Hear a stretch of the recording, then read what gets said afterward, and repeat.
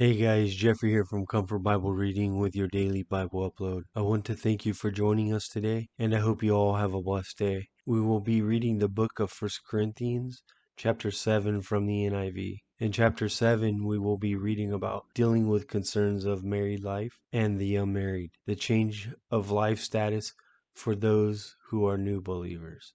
I hope you all will be joining us for chapter 8 tomorrow. And if you're finding value from this, please like to help share the message and let me know what you think of my video in the comments below. Now for the matter you wrote about. It is good for a man not to have sexual relations with a woman. But since sexual immorality is occurring, each man should have sexual relationships with his own wife, and each woman with his own husband. The husband should fulfill his marital duties to his wife, and likewise the wife to her husband. The wife does not have authority over her own body, but yields it to her husband. In the same way, the husband does not have authority over his own body, but yields it to his wife. Do not deprive each other, except perhaps by mutual consent and for a time, so that you may devote yourselves to prayer. Then come together again, so that Satan will not tempt you because of your lack of self-control. I say this as a concession, not as a command. I wish that all of you were as I am, but each of you has your own gift from God.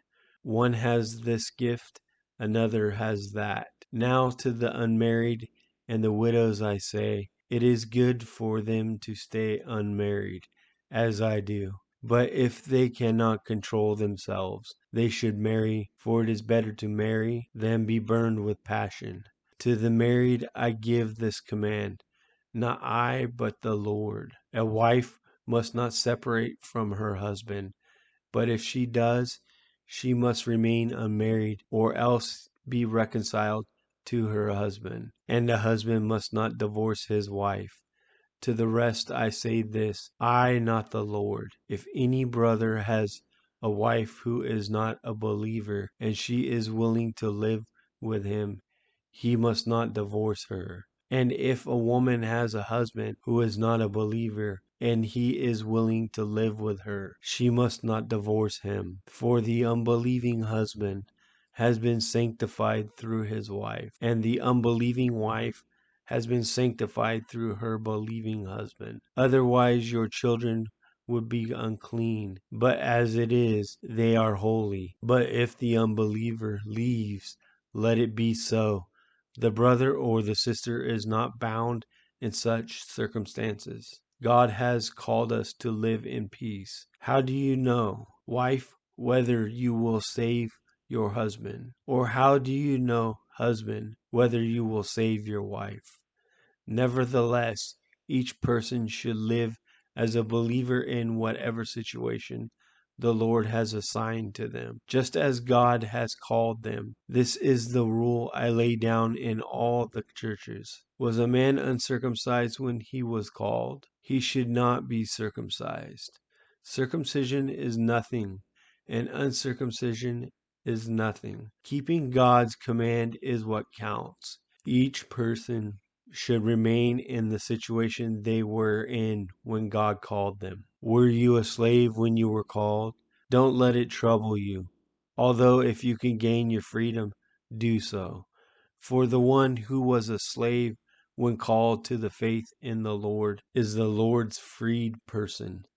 Similarly, the one who was free when called is Christ's slave.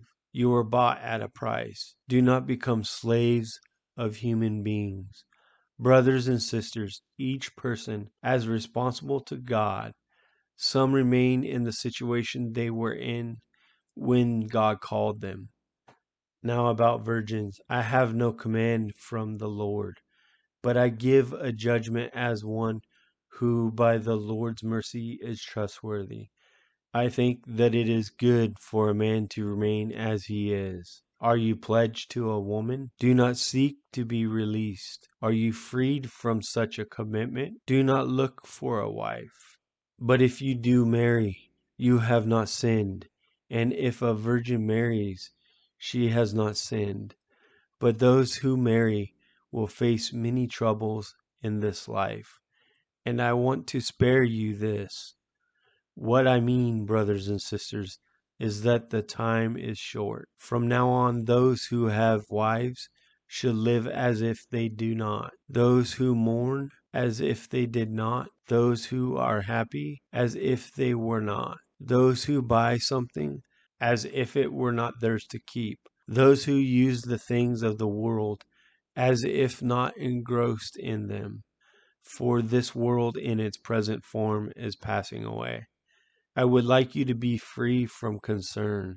An unmarried man is concerned about the Lord's affairs, how he can please the Lord.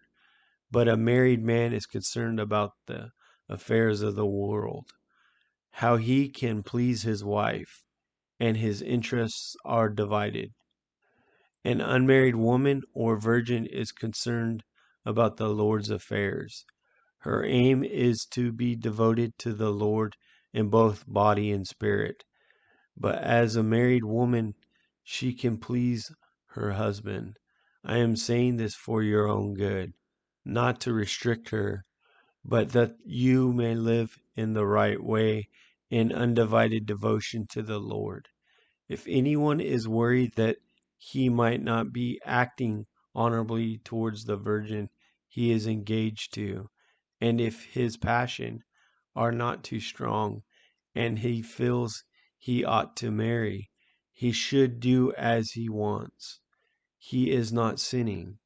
They should get married, but the man who has settled the matters in his own mind, who is under no compulsion, but has control over his own will, and who has made up his mind not to marry the virgin, this man also does the right thing. So then he who marries the virgin does right, but he who does not marry her does better. A woman is bound to her husband as long as he lives, but if her husband dies, she is free to marry anyone she wishes, but he must belong to the Lord. In my judgment, she is happier if she stays as she is, and I think that I too have the Spirit of God. Thank you all for joining us today. I hope you all have a great day. I look forward to seeing you all again tomorrow. Blessings.